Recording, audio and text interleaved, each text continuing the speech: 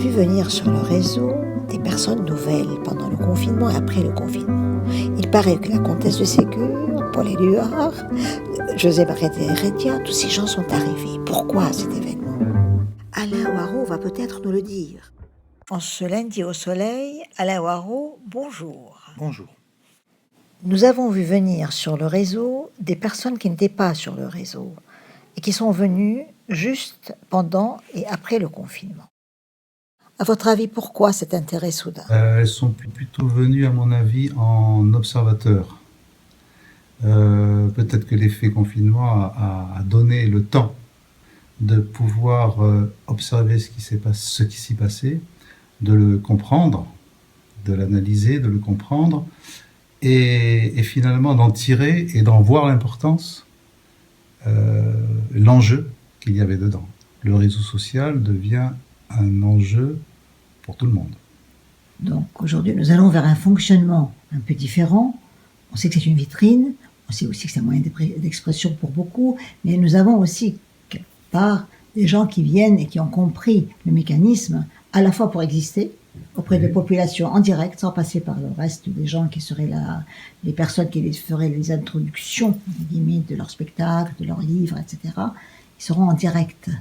Oui, c'est la possibilité d'avoir son propre média, c'est-à-dire d'être à la fois le journaliste, l'investigateur, l'acteur, le metteur en scène, parce qu'il y a quand même beaucoup de... Enfin, il arrive qu'il y ait, je crois, une certaine mise en scène dans les différents postes. Au début, enfin, une personne reconnue, célèbre, n'éprouvait pas le besoin, non seulement n'éprouvait pas le besoin, mais c'était un petit peu je veux dire entre guillemets, se rabaisser à aller se montrer sur les réseaux sociaux. Ou bien ça se faisait par l'intermédiaire de pages qu'ils ne géraient pas eux-mêmes, mais leur attaché de presse ou voilà.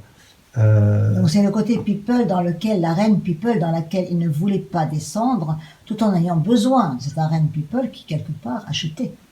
Oui, mais de toute façon c'est toujours... Les choses se font toujours en fonction de ce que la population, c'est-à-dire quand je dis la population, ce n'est pas péjoratif, c'est-à-dire ce que fait la masse.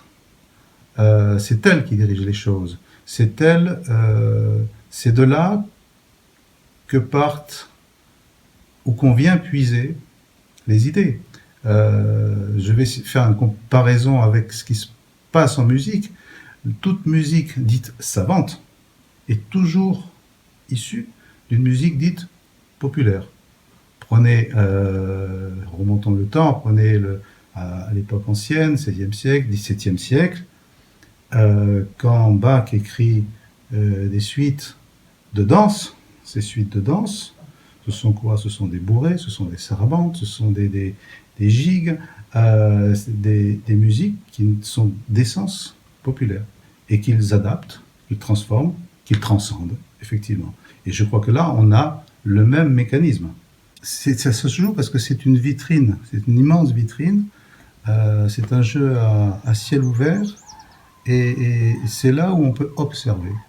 Donc on va avoir une cohabitation aujourd'hui d'un côté utilitaire, qui a toujours existé d'ailleurs, du réseau, mais beaucoup plus dense, plus ciblé, et un côté émotif du réseau qui continue la vie des gens. Le réseau, ce sont des fenêtres multiples qui s'ouvrent. Qui ont toujours existé, mais qui ont été beaucoup plus utilisées par beaucoup de gens qui ne voulaient pas, comme vous disiez, descendre dans l'arène du people. Parce qu'ils n'en avaient tout simplement pas besoin. Et ils ne l'imaginaient pas. Je ne sais pas s'ils n'imaginaient pas, mais ils n'en avaient pas besoin. La richesse de ce réseau. Ils n'en avaient pas besoin, ou du moins ne pensaient ne pas en avoir besoin. Si vous deviez comparer ce réseau pour terminer à une musique, ce serait la sarabande? Oula, non, certainement pas. Sarabande bon, oubliez la sarabande. est une danse noble. Vous êtes dur. Très. Njava. Un Java? Njava. Vous pouvez nous fredonner un peu de Java? Merci. Merci, Alain Ouareau.